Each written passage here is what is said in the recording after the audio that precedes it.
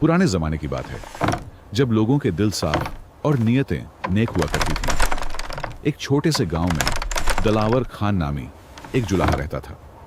वह बहुत मेहनती इंसान था, लेकिन गरीबी में जिंदगी गुजारता था। उसके पास एक छोटा सा झोंपड़ा, एक बीवी और दो छोटे बच्चे थे। दलावर खान रोजाना अपने करघे पर बैठकर कपड़ा बुनता और उसे बाजार में बेचकर अपने घर का गुजारा करता। उसकी मेहनत की कमाई बमुश्किल घर के खर्चात पूरी करती, लेकिन वह कभी शिकायत नहीं करता था। वह अल्लाह का शुक्र अदा करता और जो कुछ मिलता उस पर कन्नत करता। दूसरी तरफ उसी गांव में फजलदीन नामी एक दरवेश रहता था। वह सादा लिबास पहनता, कम खाता और अपना ज्यादा वक्त इबादत में गुजारता। लोग उन्हें बहुत इज्जत देते थे और उनकी नसीहतों पर अमल करते थे। फजलदीन की आंखें गोया लोगों के दिल की गहराइयों में झांक सकती थीं। एक दिन दलावर खान जब बाजार जा रहा था तो रास्ते में एक बूढ़ी औरत मिली जो भूख से बेहाल थी। दलावर के पास सिर्फ दो रोटियां थीं जो उसने अपने खाने के लिए रखी थीं, लेकिन उसका दिल पसीज गया। उसने बिना किसी तरदद के दोनों रोटियां उस बूढ़ी को दे दी। बूढ़ी औरत ने रोटियां लेते हुए दलावर को दुआ दी। बेटा, अल्लाह तुम्हारे माल में बरकत दे, तुम्हारे हाथ कभी खाली ना हो। दलावर मुस्कुराया और आगे चल दिया। वह नहीं जानता था कि यह छोटा सा सदका उसकी जिंदगी किस तरह बदल देगा। बाजार पहुंचकर दलावर ने अपना कपड़ा बेचने की कोशिश की, लेकिन उस दिन कोई खरीदार नहीं मिला। शाम होते होते वह मायूस हो गया। आज तो घर जाने के लिए भी रोटी नहीं खरीद सकता था। भूख से उसका पेट कराह रहा था, लेकिन उसे अपने सदके पर कोई अफसोस नहीं था। जब वह घर लौटने लगा तो अचानक फजलदीन दरवेश उसके सामने आ गए। दरवेश ने पूछा कि आज तुम्हारा चेहरा उदास क्यों है। दलावर ने सारा वाकया सुनाया कि कैसे उसने बूढ़ी औरत को रोटियां दी थीं और आज कुछ बेच नहीं सका था। फजलदीन मुस्कुराकर बोले कि तुम्हारी नेकी रंग लाएगी। दलावर, मेरे साथ चलो। वह उसे एक सुनसान जगह पर ले गए जहां एक पुराना दरख्त था। उन्होंने कहा कि इस दरख्त के नीचे खोदो, तुम्हें वहां कुछ मिलेगा जो तुम्हारी मुश्किल हल कर देगा। दलावर ने शक करते हुए भी दरवेश की बात मानी और दरख्त के नीचे खोदना शुरू किया। थोड़ी ही देर में उसका हाथ किसी चीज से टकराया। वह एक मिट्टी का घड़ा था। उसने उसे बाहर निकाला और जब ढक्कन हटाया तो हैरत से उसकी आंखें खुली रह गईं। घड़े में सोने के सिक्के थे। दलावर ने फजलदीन की तरफ देखा, लेकिन वह गायब हो चुके थे। दलावर हैरान था कि यह सब क्या हो रहा है। क्या यह उसके सदके का बदला था या कोई आजमाइश? वह घड़ा उठाए सोचता हुआ घर की तरफ चल पड़ा। दलावर खान हैरत में डूबा घर पहुंचा। उसकी बीवी जैनब ने पूछा कि क्या हुआ और आज कमाई कैसी रही। दलावर ने खामोशी से घड़ा सामने रख दिया। जब जैनब ने उसे देखा तो वह भी हैरत में पड़ गई। उसने पूछा कि यह सब कहां से आया। दलावर ने सारा किस्सा सुना दिया कि कैसे उसने बूढ़ी औरत को रोटियां दी थीं और कैसे फजलदीन ने उसे खजाना दिखाया था। उसने फिक्रमंदी से कहा कि उसे समझ नहीं आ रहा कि यह दौलत रखे या वापस कर दे। शायद यह किसी और की अमानत हो। जैनब ने हिकमत से कहा कि पहले अल्लाह का शुक्र अदा किया जाए, फिर इस माल में से सिर्फ उतना इस्तेमाल किया जाए जितनी जरूरत है। बाकी माल गरीबों की मदद में खर्च कर दिया जाए। यह सदके का समर है और इसे सदके में ही लगाना चाहिए। दलावर ने अपनी बीवी की बात मान ली। सबसे पहले उन्होंने थोड़ा सा माल निकालकर बच्चों के लिए खाना और कपड़े खरीदे। फिर दलावर ने अपने करघे की मरम्मत करवाई और अच्छा खाम माल खरीदा ताकि वह बेहतर कपड़ा बना सके। एक दिन दलावर बाजार जा रहा था कि उसे एक नौजवान मिला जो रोता हुआ था। पूछने पर मालूम हुआ कि उसकी शादी टूटने वाली थी क्योंकि वह मेहर की रकम नहीं दे पा रहा था। दलावर का दिल पसीज गया और उसने फौरन नौजवान को पूरी रकम दे दी। घर लौटते हुए दलावर को रास्ते में फजलदीन मिले। उन्होंने मुस्कुराते हुए कहा कि वह देख रहे हैं कि दलावर ने खजाने का अच्छा इस्तेमाल किया है, लेकिन अभी उसका इम्तिहान बाकी है। अगर वह आजमाइश में कामयाब हुआ तो बरकत दायमी होगी। दलावर ने हैरानी से पूछा कि कैसी आजमाइश? फजलदीन ने कहा कि एक ऐसा वक्त आएगा जब उसे अपनी तमाम दौलत और अपनी जान में से एक का इंतखाब करना पड़ेगा। उसका फैसला उसकी किस्मत का फैसला होगा। धीरे धीरे दलावर की खुशहाली बढ़ने लगी। उसने मोहल्ले में एक मदरसा खुलवाया और गरीब बच्चों की तालीम का इंतजाम किया। लोग हैरान थे कि यह दौलत उसे कहां से मिली। कुछ लोगों ने हसद करना शुरू किया और कुछ ने उसकी तारीफ की। एक दिन गांव में खबर आई कि नवाब का खजाना चोरी हो गया है। गांव के कुछ हसद करने वालों ने नवाब के सिपाहियों को बताया कि दलावर के पास अचानक दौलत आई है और शायद वही चोर हो। सिपाहियों ने दलावर को गिरफ्तार कर लिया और नवाब के सामने पेश किया। नवाब ने गुस्से से कहा कि उसका खजाना वापस किया जाए, वरना सजाए मौत मिलेगी। दलावर परेशानी में पड़ गया। वह अपनी बेगुनाही कैसे साबित करे? अगर वह खजाने का किस्सा बताता तो कौन यकीन करता? वह सोचने लगा कि शायद यही वह आजमाइश है जिसकी बात फजल दीन ने की थी। नवाब ने दलावर को 3 दिन की मोहलत दी कि या तो उसका खजाना वापस करे या फिर मौत की सजा पाए। सिपाही दलावर को कैद खाने में ले गए।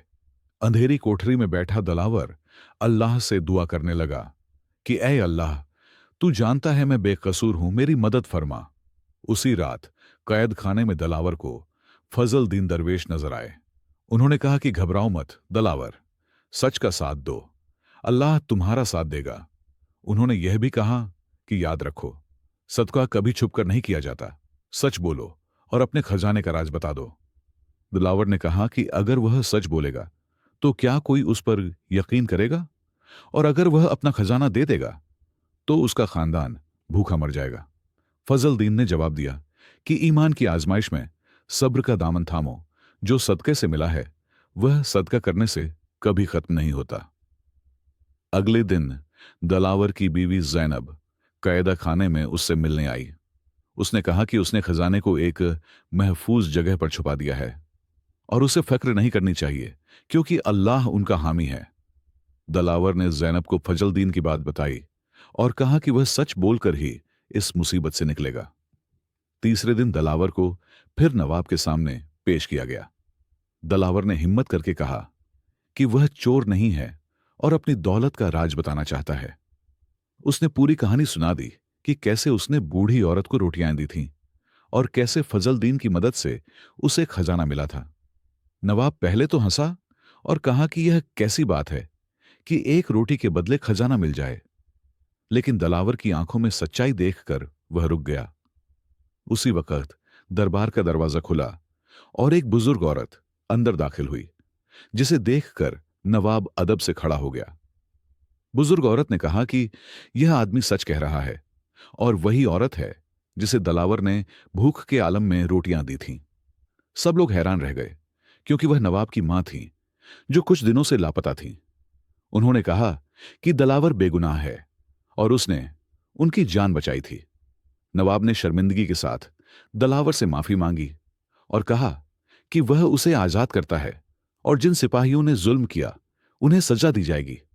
उसने दलावर को इज्जत के साथ महल से रुखसत किया और दलावर समझ गया कि यह सब फजल दीन की करामत थी। जब दलावर घर पहुंचा तो गांव के लोग उसकी इज्जत करने लगे। जिन लोगों ने उस पर इल्जाम लगाया था वे शर्मिंदा हो गए। दलावर ने सबको माफ कर दिया और कहा कि इंसान को हमेशा नेक काम करने चाहिए, बदले की उम्मीद में नहीं बल्कि खुदा की रजा के लिए। नवाब ने दलावर को अपना खास मशीर बना लिया। अब उसकी जिंदगी में और भी बरकत आ गई थी। वह अपनी दौलत से गरीबों की मदद करता, यतीमों को सहारा देता और बीमारों का इलाज कराता था। लेकिन उसने कभी नहीं भुलाया कि उसकी तरक्की का राज सदका और ईमानदारी था। कई साल गुजर गए। दलावर खान नवाब का मशीर बनकर इज्जत से जिंदगी गुजार रहा था। उसने अपने गांव में एक बड़ा मदरसा, शफा खाना और मुसाफिर खाना बनवाया। हर जुमे को वह गरीबों में खाना तकसीम करता था। उसकी नेकी की शोहरत दूर दूर तक फैल गई थी। एक दिन नवाब ने दलावर से कहा कि उसके पड़ोसी मुल्क का हुक्मरान उससे जंग करना चाहता है और उसे उसकी मदद चाहिए। दलावर परेशान हो गया क्योंकि वह जंग के खिलाफ था। उसने अल्लाह से हिदायत मांगी और फजल दीन को याद किया। उसी रात दलावर ने ख्वाब में फजल दीन को देखा। उन्होंने कहा कि बेटा, सच्चाई की जंग में कभी मत डरना। उन्होंने यह भी कहा कि जाओ नवाब से कहो कि वह अपने दुश्मन से मिलने खुद जाए, मगर तलवार नहीं बल्कि हदिये लेकर जाए, क्योंकि मोहब्बत का जवाब नफरत से नहीं दिया जाता। अगली सुबह दलावर ने नवाब को अपना ख्वाब सुनाया। नवाब पहले तो नाराज हुआ और कहा कि यह कैसा पागलपन है कि दुश्मन को हदिये दिए जाएं।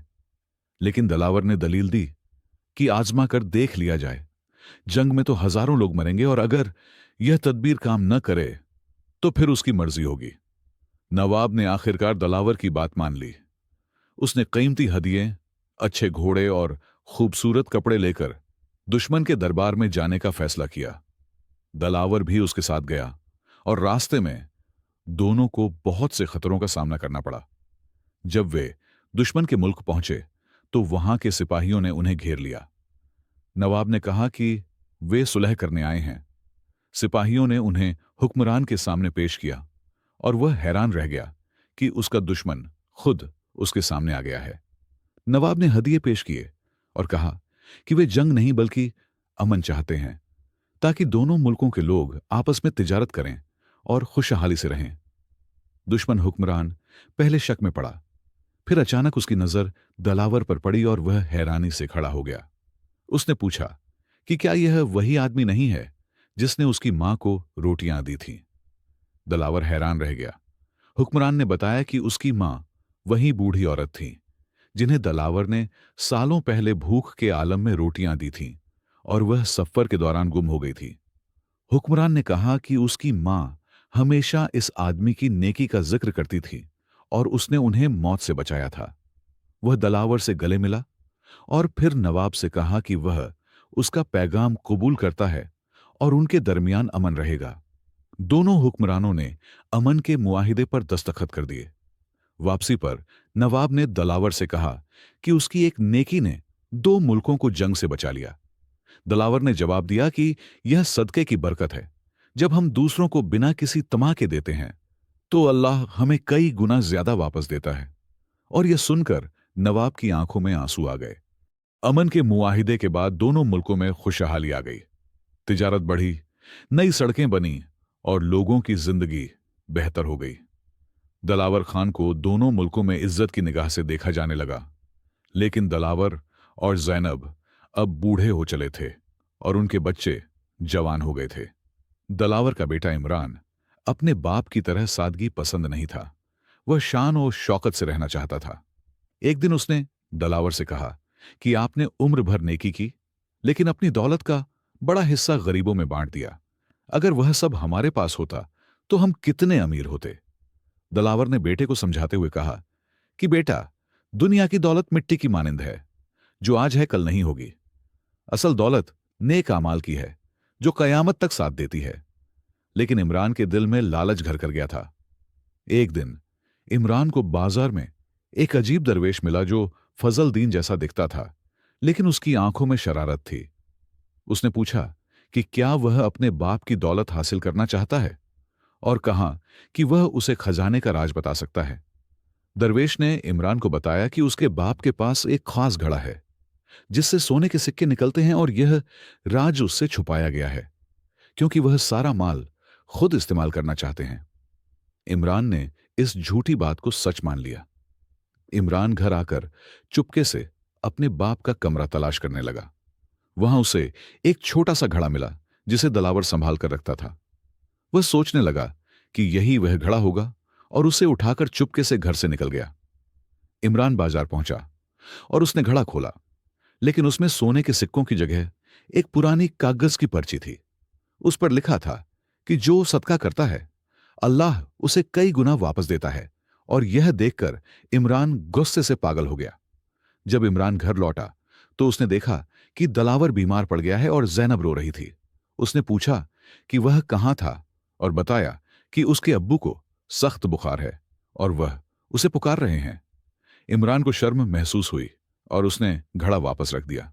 दलावर ने कमजोर आवाज में कहा कि उसने जिंदगी भर यही सीखा है कि जो देता है वही पाता है और उसके पास कोई छुपी हुई दौलत नहीं है। उसकी असल दौलत उसका खानदान और उसके नेक काम है और उस घड़े में वही नसीहत थी जो फजल दीन ने उसे दी थी। इमरान शर्मिंदा हो गया। उसने अपने बाप से माफी मांगी और सारी बात बता दी। दलावर ने उसे माफ कर दिया और कहा कि वह दरवेश शैतान था जो उसे गुमराह करना चाहता था। असल दौलत मोहब्बत और नेकी है और इसे कभी नहीं भूलना चाहिए।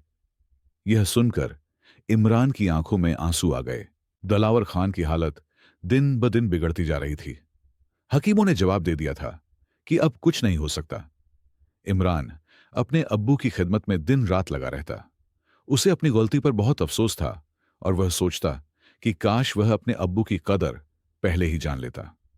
एक रात जब इमरान दलावर के पास बैठा था तो अचानक कमरे में रोशनी फैल गई। फजल दीन दरवेश जाहिर हुए और कहा कि ऐ दलावर के बेटे, तुम्हारे अब्बू का वक्त करीब है, लेकिन अभी एक आखिरी इम्तिहान बाकी है जो तुम्हें देना है। इमरान ने हैरानी से पूछा कि कैसा इम्तिहान? फजल दीन ने जवाब दिया कि तुम्हारे अब्बू की जिंदगी बचाने का एक ही तरीका है। जो भी खजाना तुम्हारे अब्बू ने जमा किया है उसे गरीबों में बांट दो, फिर देखो अल्लाह क्या फैसला करता है। इमरान ने बिना किसी तरदीद के कहा कि वह इसी वक्त सारा माल दे देगा अगर उसके अब्बू की जान बच जाए। फजल दीन मुस्कुराए और बोले कि यह सदका खालिस नीयत से होना चाहिए, किसी शर्त के साथ नहीं। सोचो क्या तुम ऐसा कर सकते हो? इमरान ने सर हिला दिया।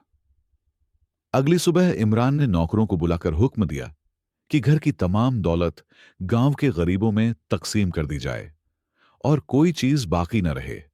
लोग हैरान थे कि इमरान ऐसा क्यों कर रहा है, लेकिन उसने किसी को कुछ नहीं बताया। जैसे जैसे घर का सामान कम होता गया वैसे वैसे लोगों की दुआएं बढ़ने लगीं। इमरान को अब समझ आने लगा कि उसके अब्बू इतनी दौलत क्यों बांटते थे। उसने दिल में सोचा कि यह सुकून और खुशी किसी भी खजाने से कम नहीं है। उसी वक्त एक मौजज़ा हुआ। दलावर जो बिस्तर पर बेहाल पड़े थे अचानक आंखें खोलकर बैठ गए और बोले कि उन्हें बहुत अच्छा महसूस हो रहा है। इमरान और जैनब हैरानी से देखते रह गए क्योंकि दलावर पूरी तरह से सेहतयाब हो चुके थे। उसी रात फजलदीन फिर जाहिर हुए और बोले कि दलावर, तुम्हारा इम्तिहान पूरा हो गया है। तुम्हारा बेटा तुम्हारी रूह का असल वारिस है क्योंकि उसने तुम्हारी जान बचाने के लिए अपनी दौलत कुर्बान कर दी। यही असल सदका है। दलावर की आंखों में खुशी के आंसू थे। हर सदका और नेकी आसमानों तक पहुंचती है, यह कहकर वह गायब हो गए। दलावर ने अपने बेटे से कहा कि देखो बेटा, सदके की बरकत यही है कि जब हम अल्लाह की खातिर देते हैं तो वह हमें कई गुना वापस देता है।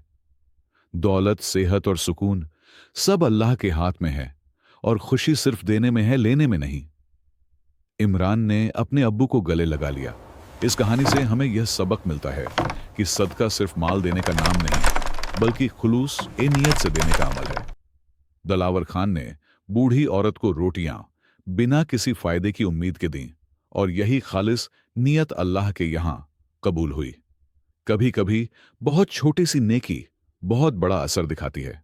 दो रोटियां देने जैसा मामूली अमल न सिर्फ एक इंसान की जिंदगी बदल देता है बल्कि हालात को इस हद तक बदल देता है कि दो मुल्कों के दरमियान अमन कायम हो जाता है। इंसान की जिंदगी में आजमाइशें हर कदम पर आती हैं, कभी गरीबी, कभी दौलत और कभी बीमारी के जरिए। दलावर हर आजमाइश में कामयाब रहा क्योंकि उसने हर हाल में अल्लाह पर भरोसा रखा और सच्चाई का दामन नहीं छोड़ा। असल दौलत का मतलब माल ओजर नहीं बल्कि नेक आमाल, मोहब्बत और अच्छे रिश्ते हैं। दुनिया की दौलत मिट्टी की तरह है जो आज है कल नहीं रहती, जबकि नेक आमाल इंसान के साथ हमेशा रहते हैं। जो कुछ अल्लाह की राह में दिया जाता है वह कभी जाया नहीं होता। अल्लाह उसे कई गुना बढ़ाकर वापस करता है, कभी दौलत की सूरत में, कभी सेहत की सूरत में और कभी दिल के सुकून की शक्ल में। लालच इंसान को गुमराह कर देता है, जैसा कि इमरान के किरदार से समझ में आता है। जब इंसान सिर्फ लेने के बारे में सोचता है तो बेचैन रहता है, लेकिन देने से दिल को सच्ची खुशी मिलती है। सच्चाई की अहमियत हर हाल में बनी रहती है। जब दलावर ने नवाब के सामने सच बोला तो अल्लाह ने उसकी मदद की और मुश्किल आसान हो गई। यह हमें सिखाता है कि हालात कितने ही सख्त क्यों ना हो, सच का साथ नहीं छोड़ना चाहिए। कनात इंसान की बहुत बड़ी दौलत है। दलावर अपनी मेहनत की कमाई पर हमेशा कनात करता रहा और यही सिफत उसे दूसरों की मदद करने और बेलोभ जिंदगी गुजारने की तौफीक देती रही। अच्छी कीमतें और अखलाक नस्लों तक पहुंचते हैं। दलावर ने अपने बेटे को नेकी, सब्र और ईमानदारी सिखाई। अगरचे इमरान कुछ वक्त के लिए भटक गया, लेकिन आखिरकार उसे अपने बाप की नसीहतों की हिकमत समझ आ गई। इस कहानी का आखिरी सबक यह है कि ईमान सिर्फ जबान से कहने का नाम नहीं, बल्कि अमल से साबित होता है। इंसान का असल मकसद दौलत जमा करना नहीं, बल्कि अल्लाह की रजा के लिए दूसरों की खिदमत करना है, क्योंकि सदका हमेशा बरकत लाता है, दुनिया में भी और आखिरत में भी।